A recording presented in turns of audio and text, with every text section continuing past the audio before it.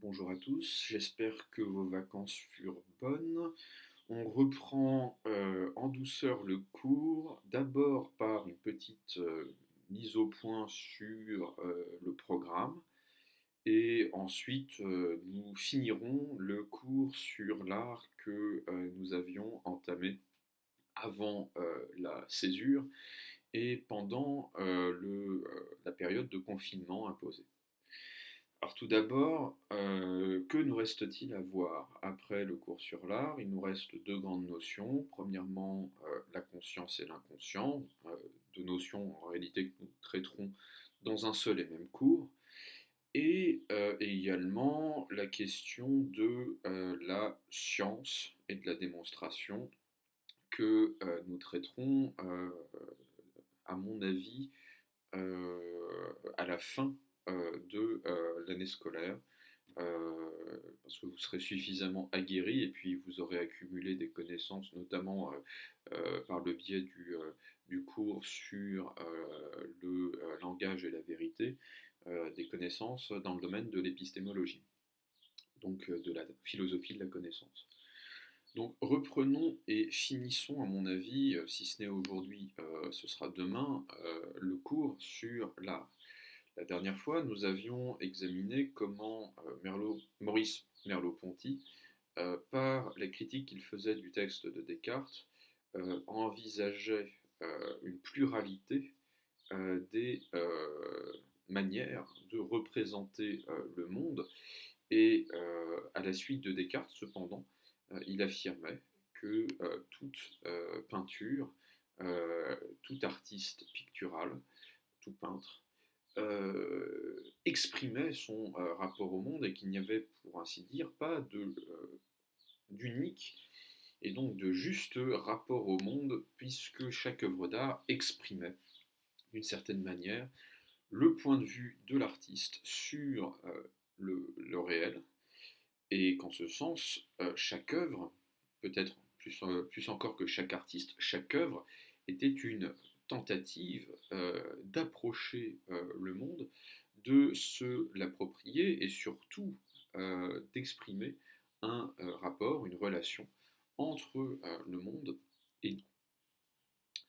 Alors, nous allons maintenant prendre au sérieux cette question en envisageant le fait que chaque œuvre d'art crée d'une certaine manière euh, non seulement un rapport unique entre l'œuvre et le monde, mais comme l'indiquait déjà Maurice Merleau-Ponty, était un monde en lui-même, ouvrait une fenêtre sur le monde, mais en ce sens créer un monde à part entière. À chaque fois qu'une œuvre est créée, un monde nouveau est créé. Alors, nous attaquons donc la dernière partie de ce cours. Euh, je ne sais plus exactement où nous en sommes de la numérotation des parties, vous vérifierez. Euh, à quelle loi les mondes de fiction obéissent-ils? À quelle loi les mondes de fiction obéissent-ils? Si nous devons prendre au sérieux le fait que chaque œuvre d'art institue un monde, il faut soumettre ce monde fictif à deux questions. Premièrement, qu'est-ce qui permet d'identifier un monde de fiction au sein d'un genre? Et qu'est-ce qui va faire qu'est-ce qui va structurer à l'intérieur de ce monde les identités que nous allons observer, les identités des objets que nous allons observer. Euh, Autrement dit, qu'est-ce qui fait que un roman, par exemple, un tableau, nous avons vu déjà cet exemple-là, donc nous ne le reprendrons pas, mais qu'est-ce qui fait par exemple qu'un roman est un roman? À quelle loi obéissent les personnages de romans? Et en quoi ces lois diffèrent-elles, sont-elles différentes des lois du monde réel, du monde concret, du monde extérieur tel que nous y accédons par l'intelligence et par les sens. Alors, pour ce faire, pour bien comprendre cette question, nous allons étudier un passage d'un métaphysicien qui s'appelle Roman Ingarden. Roman Ingarden qui va écrire en 1931, en tout cas qui va publier en 1931, l'œuvre d'art littéraire. Et nous allons plus particulièrement analyser l'alinéa 38, les zones d'indétermination des objets représentés. Donc c'est un ouvrage qui est consacré tout entier à ce qu'on pourrait appeler l'ontologie des œuvres littéraires, c'est-à-dire le discours sur la manière dont les objets littéraires, que ce soit la poésie, que ce soit le roman, que ce soit l'opéra, existent. Il y a en particulier des objets qu'on appelle les personnages dans les œuvres d'art littéraire. En quoi les personnages ne sont-ils pas des personnes? En quoi diffèrent-ils dans leur manière de nous apparaître des objets concrets dont nous faisons l'expérience dans le monde réel? Donc l'enjeu est bien de dire premièrement que les personnages, en particulier de romans, ont une existence, mais que cette existence est littéraire. En quoi l'existence littéraire diffère-t-elle de l'existence réelle? Et vous pourrez poser ce type d'analyse, en réalité, pour tous les arts, pour toutes les formes d'expression artistique. En quoi la musique diffère-t-elle du simple son? En quoi la danse diffère-t-elle du simple mouvement?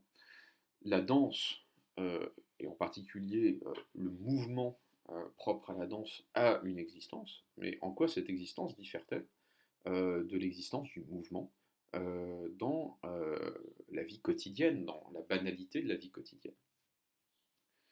Alors, Ingarden va, comme vous le voyez si vous avez le texte sous les yeux, ou comme vous le verrez, parce que je vais mettre le texte en ligne dans la description, en tout cas en mettre les points les plus importants.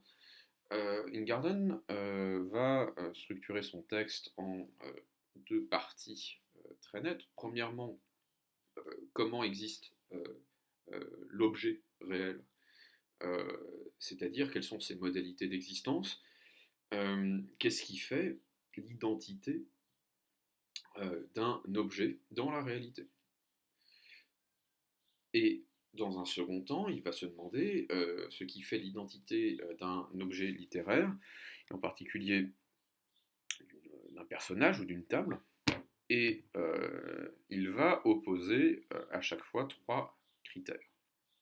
Donc je lis le texte dans sa première partie, je le commente, et je ferai la même chose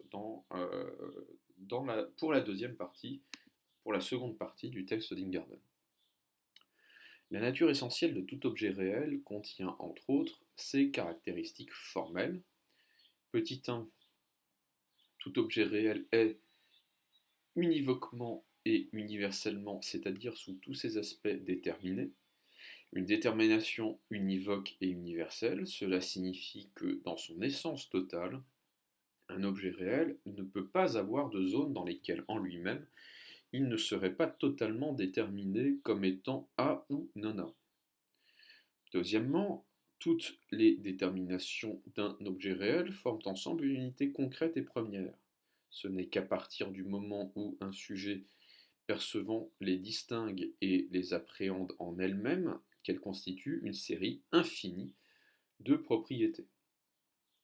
Troisièmement, tout objet réel est absolument individuel. Par exemple, si un objet réel est coloré, on peut noter que la propriété d'être coloré peut s'appliquer à toutes sortes d'objets réels.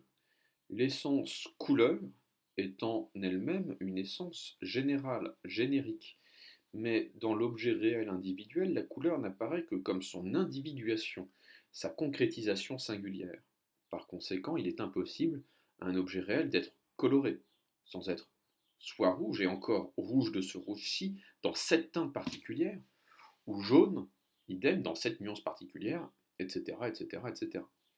Il en va ainsi pour toutes les déterminations générales qui peuvent appartenir à l'objet réel à un moment donné. Sous ces trois rapports, la situation est fondamentalement différente dans le cas des objets représentés dans les œuvres littéraires. Alors, je m'arrête ici pour synthétiser, pour expliquer et ensuite synthétiser ce que dit Roman Ingarden à propos de ce qu'il appelle l'objet réel, que nous pouvons décliner sous la forme de choses ou sous la forme d'individus. Il serait bon que vous ayez en tête ce que nous avions évoqué sous la forme du carré ontologique dans le cadre du corrigé sur la dissertation qui portait sur le langage, parce que vous allez retrouver des concepts que nous avions déjà manipulés à cette occasion. Donc le carré ontologique, c'était la représentation que Aristote donnait enfin plutôt que les successeurs d'Aristote vont donner, de l'articulation entre le plan de la réalité et le plan du discours, et en particulier, ce qu'Aristote affirme dans sa théorie de la vérité, c'est que les attributs, les prédicats, se rapportent au sujet d'une phrase, comme les accidents se rapportent à une substance. Les attributs sont inscrits logiquement dans le sujet à la manière dont les accidents, c'est-à-dire nos qualités, sont inscrits en nous. Alors, c'est ce que Ingarden va reprendre d'une certaine manière. C'est cette idée que Ingarden va reprendre. Premièrement, que dit Ingarden? Premier point, tout objet réel est univoquement et universellement déterminé, c'est-à-dire que ce que nous sommes est intégralement une chose, une propriété, pour parler comme Aristote, un accident, et non une autre. Je mesure 1,79 m ou 1,792 m ou 13, je ne mesure pas 1,78 m ou 1,80 m. Chacune de mes propriétés est intégralement déterminée à l'instant T. J'ai un certain nombre de cellules vivantes dans mon corps à cet instant, je n'en ai pas un autre. Mes cheveux ont à cet instant une certaine couleur, mais ils n'ont pas à la fois cette couleur et une autre couleur. En tout cas, certainement pas chacun de mes cheveux. Bref, tout ce que je suis, hein, à titre de mes accidents, c'est-à-dire des qualités qui dépendent de moi pour exister, qui sont mes qualités, qui sont, quand je dis qualité, c'est neutre, hein, ça peut être aussi mes défauts, c'est toutes mes propriétés qui constituent mon identité singulière. Toutes ces propriétés sont intégralement déterminées. Alors, Ingarden va considérer que toutes mes propriétés sont en réalité, même quand elles sont en puissance, elles sont déterminées. Je m'explique sur le terme d'en puissance. Je suis, par exemple, je suis un citoyen français. Mais est-ce que je le suis toujours en acte? Non, je suis un citoyen français lorsque j'agis en tant que citoyen français, ès qualité de citoyen français, par exemple en prenant part à un débat politique avec un citoyen d'un autre pays, hein, et à ce moment-là, je vais dire que je représente une certaine idée de la France. Je le suis quand je participe à des élections, je le suis quand je fais œuvre de citoyenneté par l'intermédiaire d'un certain comportement civique. Mais je ne suis pas toujours en acte citoyen français. Par exemple, quand je fais la sieste, je ne suis pas en acte, je ne suis pas en train d'être un citoyen français. D'accord, mais il n'empêche que... donc en fait, on pourrait penser qu'il y a certaines propriétés qui sont A ou non A. À la fois A et non A. Quand je dors, je suis à la fois un citoyen français, mais je ne suis pas en acte un citoyen français. Je ne fais pas œuvre de citoyenneté en dormant, contrairement à ce que certains pourraient croire. Euh, donc, on pourrait dire qu'il y a certaines propriétés qui sont indéterminées. En comprenant cela, euh, sous la forme du couple puissance-acte. Quand je dors, je suis citoyen français en puissance, mais je ne le suis pas en acte. Donc je suis à la fois citoyen français, et on pourrait dire je ne le suis pas totalement. Or, précisément, le couple de la puissance en acte, ce n'est pas l'indétermination. Ça consiste à dire que, effectivement, au moment où je dors, je suis citoyen français, et intégralement citoyen français, mais seulement en puissance. Donc tout est déterminé en moi, c'est-à-dire que tout échappe au principe du tiers exclu aristotélicien. Je suis quelque chose et non une autre. Et il n'y a pas d'autre terme. Le deuxième point que soulève Ingarden, c'est que ces propriétés qui sont en moi, pour reparler comme Aristote, ces accidents qui sont en moi, euh, ne se distinguent pas de moi, ne se détachent pas de moi, ne peuvent pas exister indépendamment de moi. Et c'est ce qu'il dit quand il dit que toutes les déterminations d'un objet réel forment ensemble une unité concrète et première. Autrement dit, je ne peux pas détacher de moi en tant que substance, c'est-à-dire d'être qui existe de manière autonome et indépendante.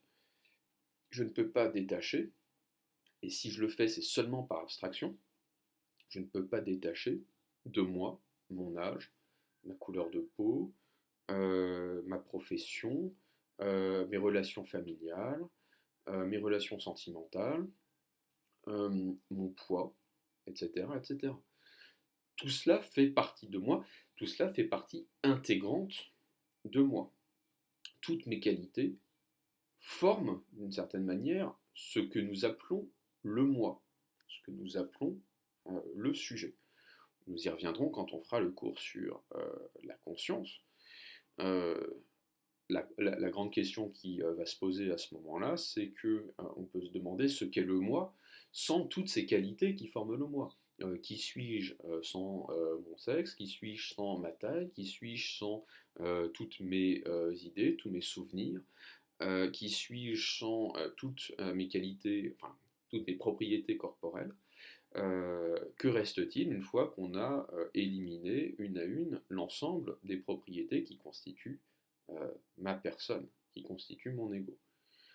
Ingarden dit, mais cette question n'a de sens que pour un esprit capable d'abstraction. Effectivement, je peux penser mon âge indépendamment de moi. Je peux penser mon poids indépendamment de moi. Je peux penser la couleur de mes yeux indépendamment de mes yeux. Mais dans la réalité, en fait, tout cela ne forme qu'une unité singulière, une unité concrète et première. Cette unité concrète et première, c'est ce qu'Aristote appelle la substance. Et il dit que, effectivement, on peut distinguer les accidents qui n'existent pas indépendamment de moi, de la substance première, qui est l'individu par lequel ces accidents existent.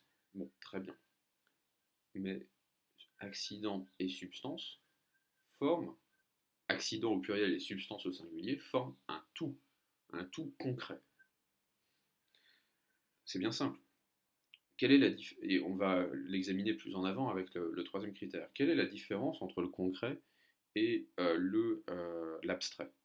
J'en avais déjà touché au moins un mot à l'une des deux classes, mais je crois même aux deux classes de série générale. Qu'est-ce que c'est que le concret? Ce qui est concret, c'est ce qui existe de manière singulière. Ok. Par exemple, en ce moment, avec le soleil qui tombe sur la véranda, mes cheveux ont une couleur particulière qui est cette couleur particulière-ci. Et encore, mes cheveux, en fonction du reflet, non pas tous, en tout cas pas selon le même angle de vue, la même couleur, parce qu'il y a des reflets. Okay. Donc, évidemment que je peux parler de la couleur, je ne sais pas moi, châtain foncé de mes cheveux, mais c'est une abstraction. C'est-à-dire que le langage, ça vous renvoie au cours que j'avais fait sur le langage ne peut peut-être pas saisir, peut-être n'a-t-il pas d'ailleurs cette fonction, cette vocation, le langage ne peut pas saisir le concret. Le concret est toujours singulier. Il échappe toujours à des mots qui, par définition, sont des mots communs, des noms communs. Okay. Et c'est ce que va dire Ingarden dans le troisième critère. Euh, un, un, exemple, c'est que voilà, mes cheveux sont bruns ou châtains. Et ils ne sont pas châtains euh, exactement de la même manière que d'autres cheveux châtains. Ils ne vont pas être exactement châtains de la même manière en fonction de la lumière et de l'angle sous lequel vous allez voir ces cheveux, parce que les reflets vont se déplacer visuellement sur la chevelure en fonction de l'angle sous lequel vous allez le regarder. Et donc, troisième critère, tout objet réel est absolument individuel, on pourrait dire est absolument concret. Tout objet réel est toujours déterminé d'une manière qui lui est absolument singulière. Donc, si nous devions synthétiser ce que dit Roman Ingarden dans cette première partie du texte qui porte sur la nature de l'objet réel, on pourrait dire premièrement que l'objet réel est intégralement déterminé. Toutes ces propriétés sont soumises au principe à la fois de non-contradiction. Hein. Je ne peux pas être à la fois jeune et vieux à l'instant T, et il ne peut et aux tiers exclus, c'est-à-dire que soit je suis quelque chose, soit je suis son contraire, mais je ne peux pas être un troisième terme. Okay. Soit je parle, soit je ne parle pas. Soit je chante, etc., etc. Mais je ne peux pas, faire autre chose que cela. Deuxièmement, toutes les propriétés qui sont en moi font un avec moi, et je suis un individu autonome qui existe indépendamment de mes propriétés. Et troisièmement, tout objet réel est absolument individuel, c'est-à-dire que toutes les propriétés qui existent en moi et ma propre existence est absolument concrète et singulière, sont absolument concrètes et singulières. Alors ce que va montrer Ingarden, c'est que l'objet littéraire n'existe absolument pas de cette manière-là. L'objet littéraire n'a pas du tout la même existence que l'objet concret, l'individu concret que nous sommes, hein, ou que sont tous les objets qui existent dans la réalité. Alors, je poursuis la lecture du texte. Certes, il ne fait aucun doute que la forme d'un objet que l'on nomme est la forme d'une unité concrète primaire qui contient potentiellement une série infinie de déterminations. Mais dans le cas des objets représentés, cette forme n'est qu'un schéma qui, contrairement à la forme d'objets réels, ne peut jamais être saturé par des déterminations matérielles. Quand nous lisons dans un roman Un récit qui commence par un homme. Nous pourrions tout aussi bien avoir peut-être un homme âgé, expérimenté, ou un homme chauve, ou un homme blond, ou un homme tenant une cigarette, etc., etc. On réduirait, en ajoutant ces déterminations, la zone d'indétermination qui entoure ce personnage. Mais il resterait à éliminer un nombre infini d'indéterminations. Celle-ci ne disparaîtrait que dans une série infinie de déterminations. Si par exemple une histoire commençait par cette phrase: un vieil homme était assis à une table, il est clair que la table représentée est une table, et non pas par exemple une chaise. Mais est-elle faite en bois ou en fer? A-t-elle 4 ou 3 pieds? Cela nous ne le savons pas, car ce n'est pas dit, et par conséquent, puisqu'il s'agit d'un objet intentionnel, pas déterminé. Et pourtant, pourrait-on nous objecter, quand nous lisons une œuvre littéraire, nous ne sommes conscients d'aucun vide, d'aucun trou, d'aucune zone d'indétermination dans les objets représentés.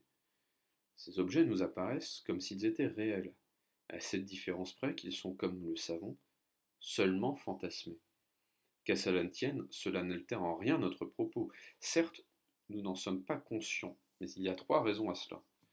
Premièrement, les objets représentés dans les œuvres littéraires ne nous apparaissent visuellement, pourrait-on dire, que par les aspects qui sont positivement déterminés. Ce n'est qu'en prenant du recul par rapport aux objets représentés que nous nous apercevons de ces zones d'indétermination. Deuxièmement, certaines zones d'indétermination sont recouvertes par le fait qu'à mesure que le lecteur progresse dans le récit, elles sont actualisées par l'écrivain.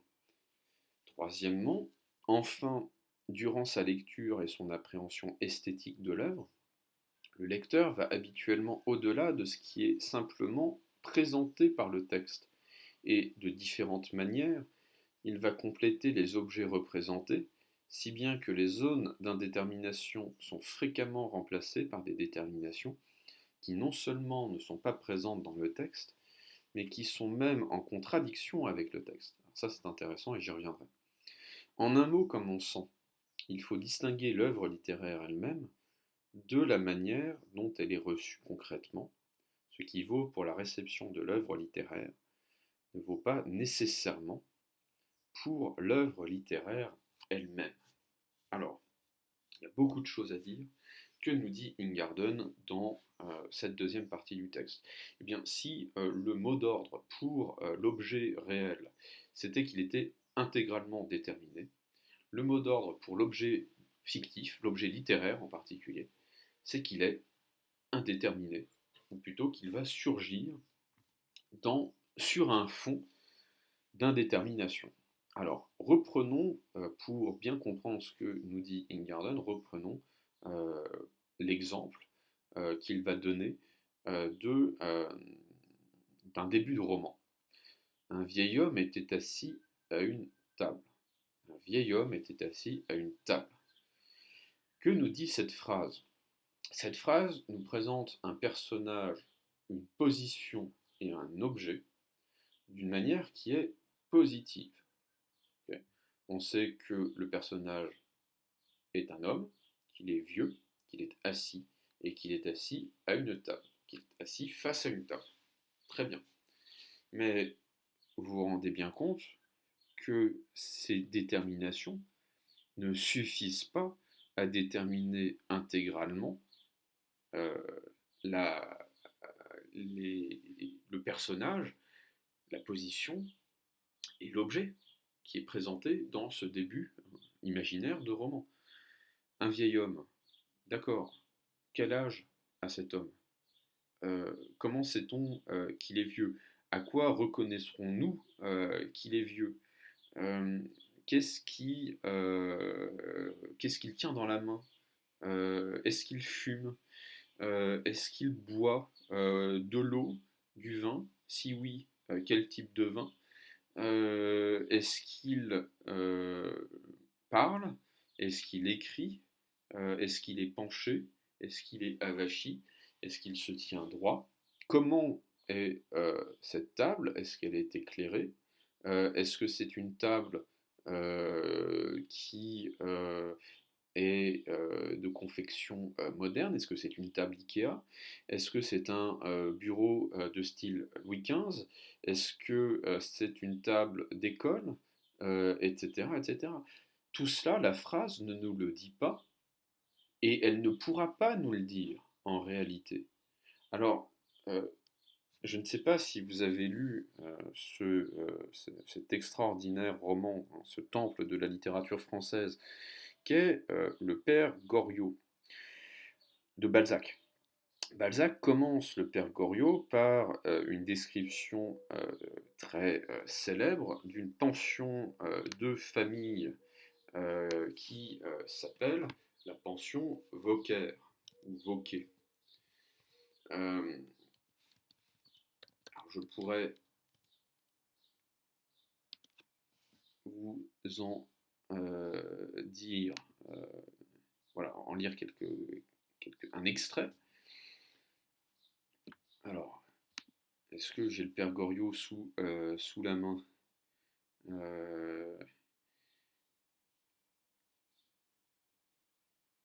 Bon, un extrait au pif, mais vous allez pouvoir trouver le roman assez facilement en ligne, à mon avis.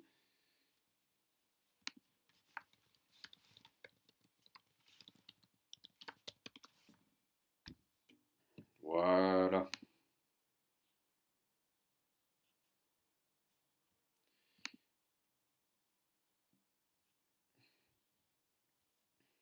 Madame Vauquer, née de Conflans, est une vieille femme qui depuis 40 ans tient à Paris une pension bourgeoise établie rue Neuve-Sainte-Geneviève, entre le quartier latin et le faubourg Saint-Marcel.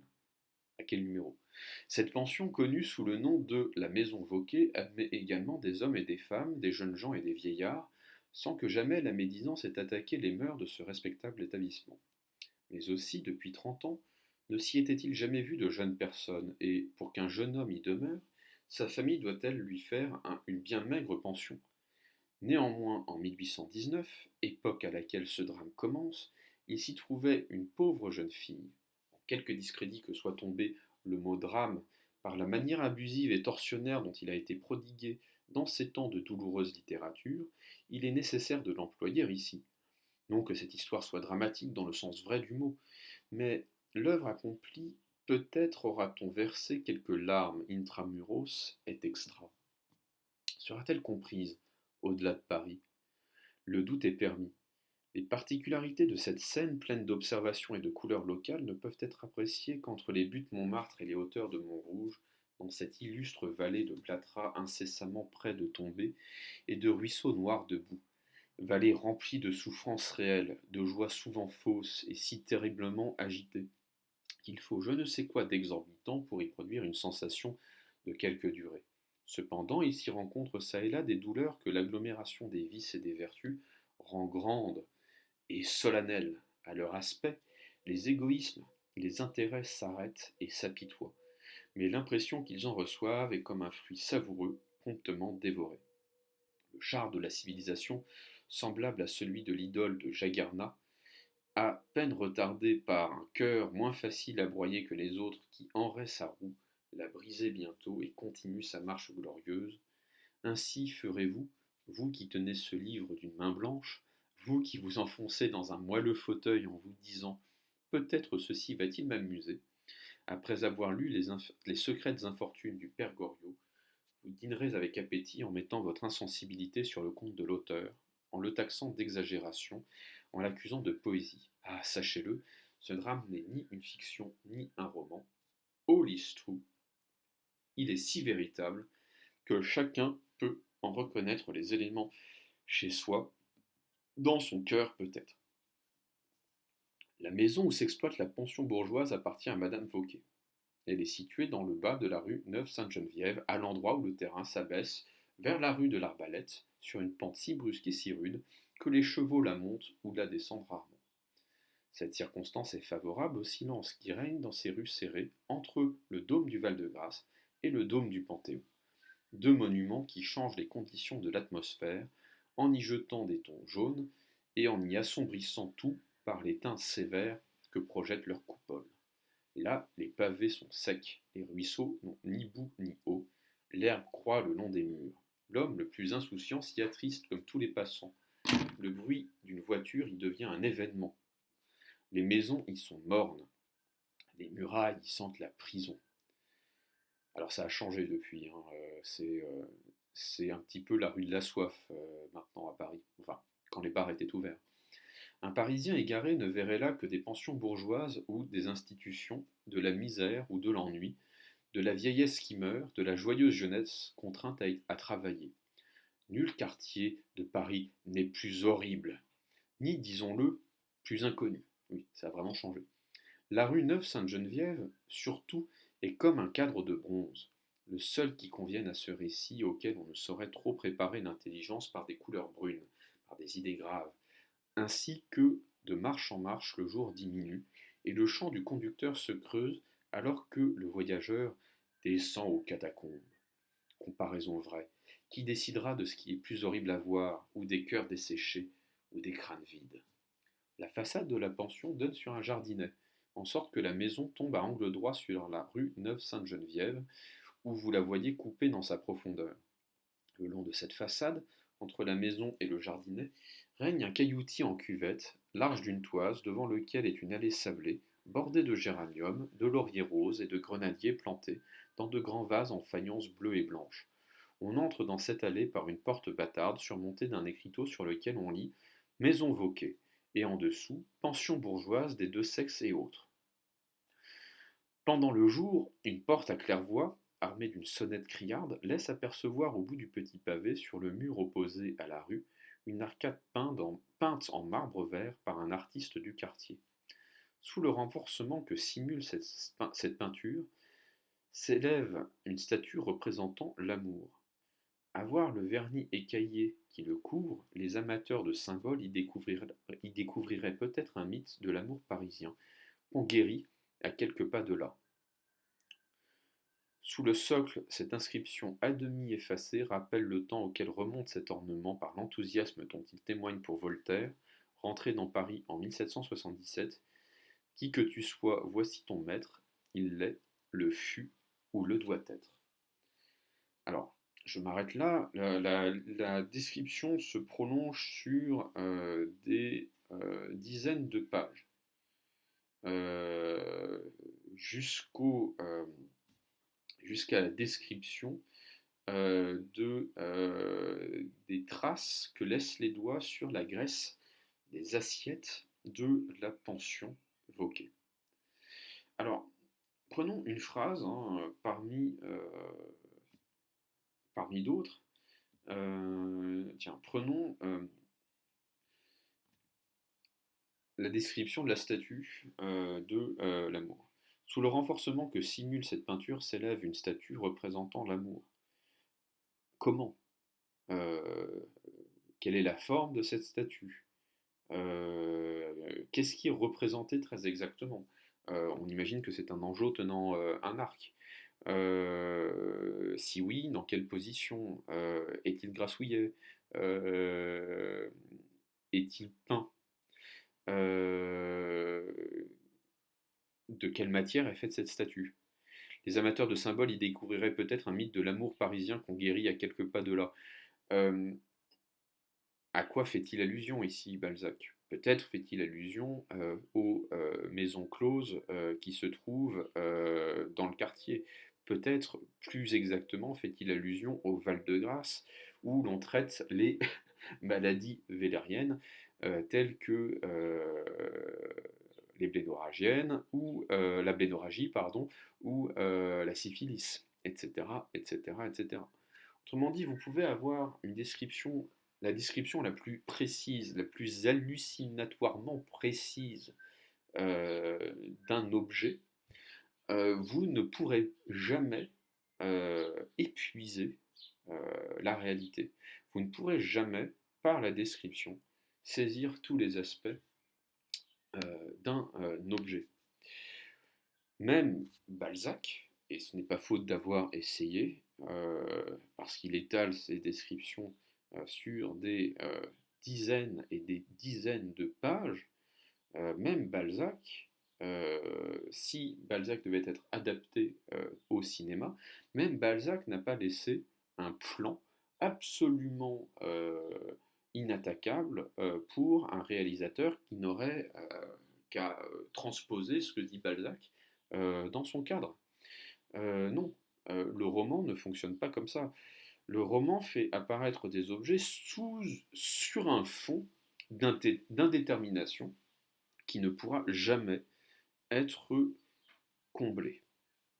Alors, on va prendre dans le détail ce que nous dit Ingarden. Les objets représentés dans les œuvres littéraires ne nous apparaissent visuellement, pourrait-on dire, que par les aspects qui sont positivement déterminés. Autrement dit, nous ne savons savons d'un personnage que ce qu'en dit l'auteur. Et l'auteur en dit toujours trop peu pour déterminer un personnage. On peut, par exemple, dans certains romans de Simenon, mais dans de nombreux romans en réalité, on peut voir un personnage, suivre un personnage qui s'appelle l'homme hein, ou la femme pendant des pages, sans véritablement savoir quelle est l'apparence de cet homme, à quoi il ressemble, quelle est la manière dont la femme est habillée, marche-t-elle vite, a-t-elle des talons, à quelle époque nous situons-nous, etc., etc. Et tous ces détails nous sont livrés, c'est le point numéro 2, ne nous sont livrés qu'à mesure qu'on progresse dans la lecture. Autrement dit, on peut très bien, je pense par exemple à un roman qui vaut ce qu'il vaut, hein, c'est-à-dire qui n'est pas très bon, le roman Casino Royale de Ian Fleming. Alors c'est très beau parce que, enfin, le film est très beau parce que c'est exactement ce qui se passe dans le roman aussi.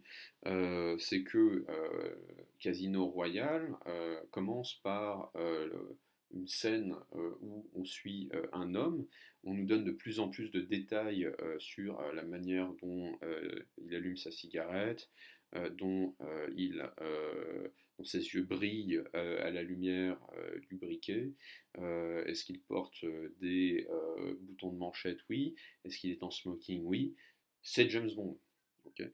Donc en fait, on a, comme dans Doctor No, en fait, on a une présentation du personnage de James Bond qui se fait par petites touches, par détails impressionnistes, pour enfin parvenir au nom du personnage, auquel on identifiera ensuite tous ces détails de style, tous ces détails gestuels. Nous associerons cela à son nom. Mais bien souvent, effectivement, il y a des zones d'indétermination du personnage qui ne sont remplies que bien après. Par exemple, on sait que James Bond a une cicatrice à la pommette, il me semble, gauche, que bien des pages après. C'est-à-dire que Ian Fleming mentionne cela, et du coup, cela transforme la manière dont nous pouvions nous représenter le personnage. Et c'est ce que va dire Ingarden dans le point numéro 3. Ingarden va dire, mais quand nous lisons un roman, en particulier quand nous nous attachons à un personnage principal, ce personnage nous est présenté d'une manière qui est lacunaire. Nous ne savons pas tout du personnage. Nous ne pouvons que nous l'imaginer. Et nous ne l'imaginons pas d'une manière qui est indéterminée. C'est-à-dire que lorsque nous lisons un homme marcher dans la rue, nous allons avoir une certaine image déterminée de l'homme, qui va se modifier au fur et à mesure de la lecture, au fur et à mesure que des détails nous seront donnés sur lui. Mais ce processus-là, en fait, nous le subissons de manière inconsciente et nous allons modifier de manière inconsciente des détails de ce personnage, mais quand nous imaginons le personnage en acte, nous imaginons quelqu'un de précis. Nous avons une image du personnage, et par définition, une image ne contient pas de zone d'ombre. Une image est ce qu'elle est. Et typiquement, je vais vous donner deux exemples. Premièrement, un exemple qui est probablement que certains d'entre vous connaissent un petit peu mieux, prenons l'exemple du Seigneur des Anneaux. Les personnages sont très peu décrits. Les personnages sont très peu décrits.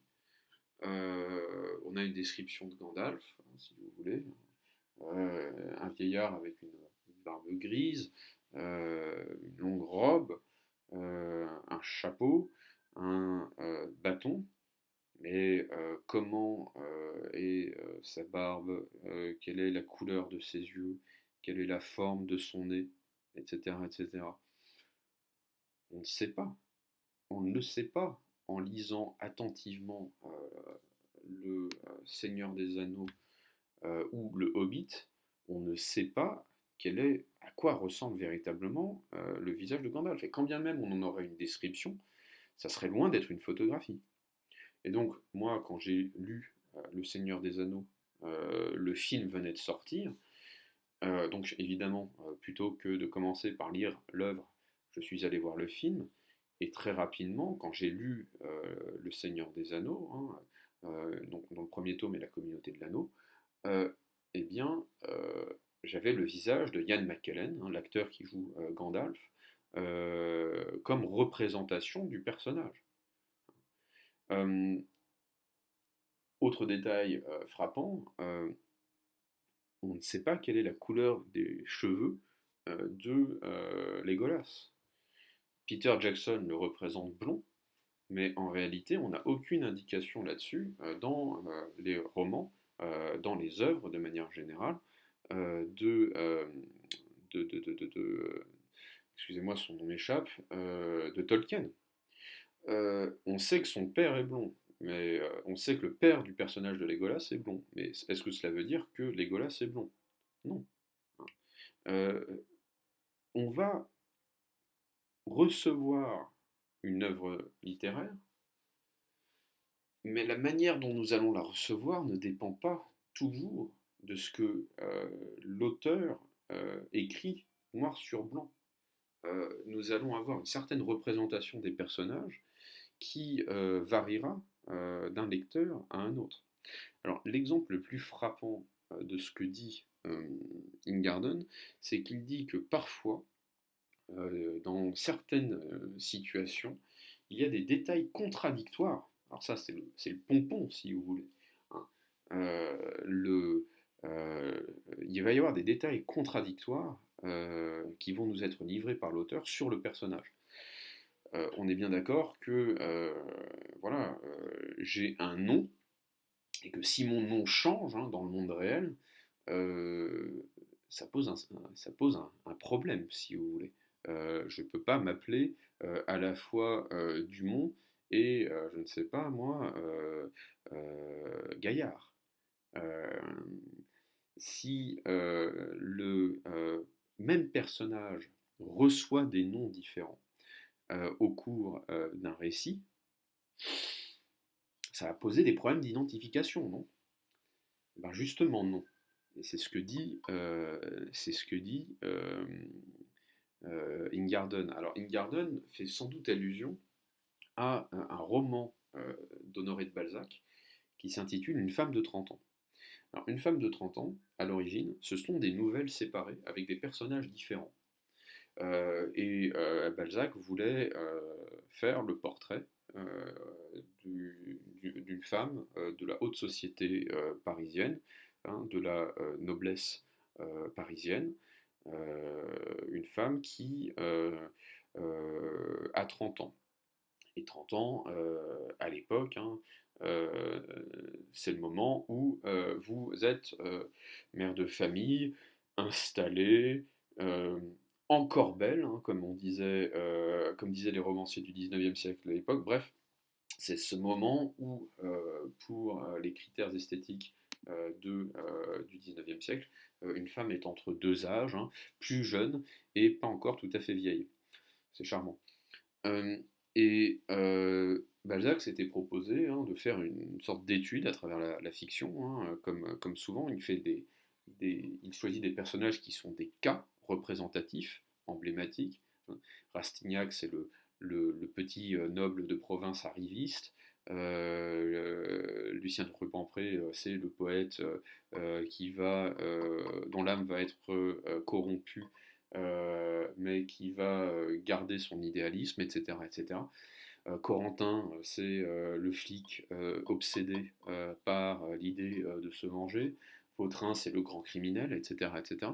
Bref, Balzac va peindre des types dans ses romans et il va se dire, bah oui, pourquoi pas, hein, la femme de 30 ans. Euh, une femme de 30 ans. La femme de 30 ans, c'est le nom du roman. Et donc il va écrire plusieurs nouvelles avant d'avoir l'idée de rassembler tout ça dans un seul et même roman.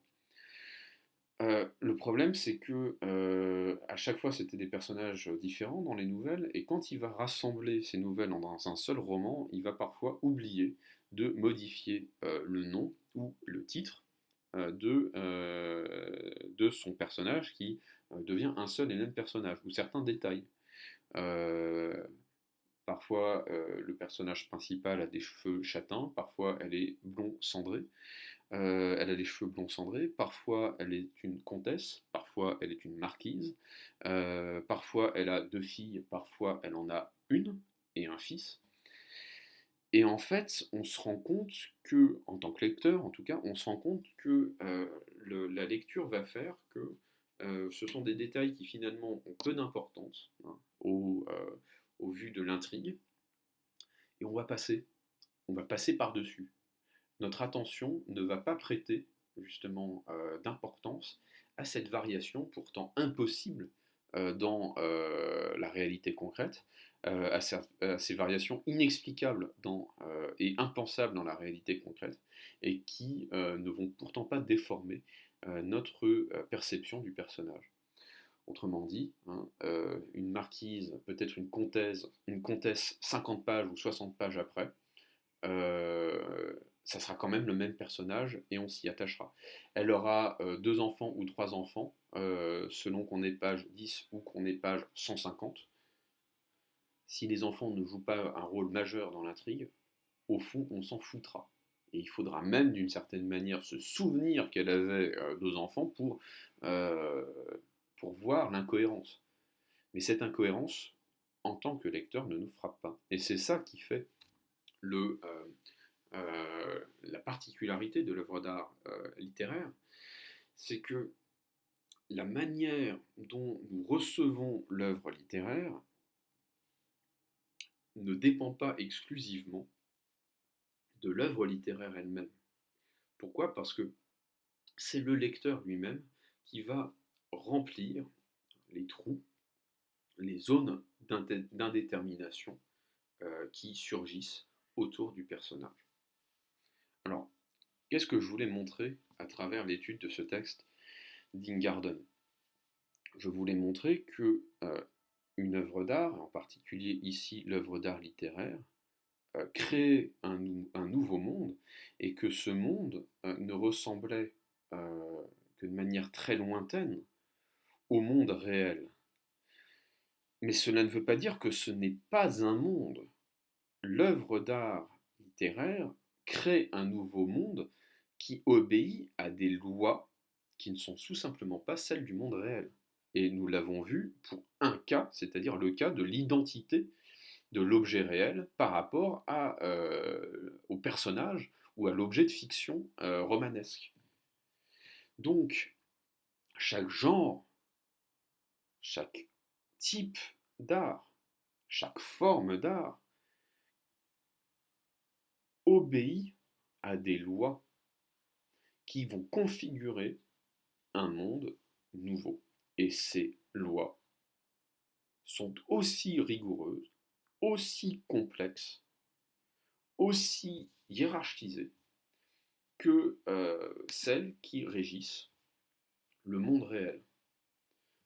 Et donc on peut bien parler d'un monde euh, littéraire, d'un monde artistique de manière générale, parce que celui-ci obéit à des lois qui nous font apparaître d'une manière euh, unique, singulière, des objets, des personnages, des actions.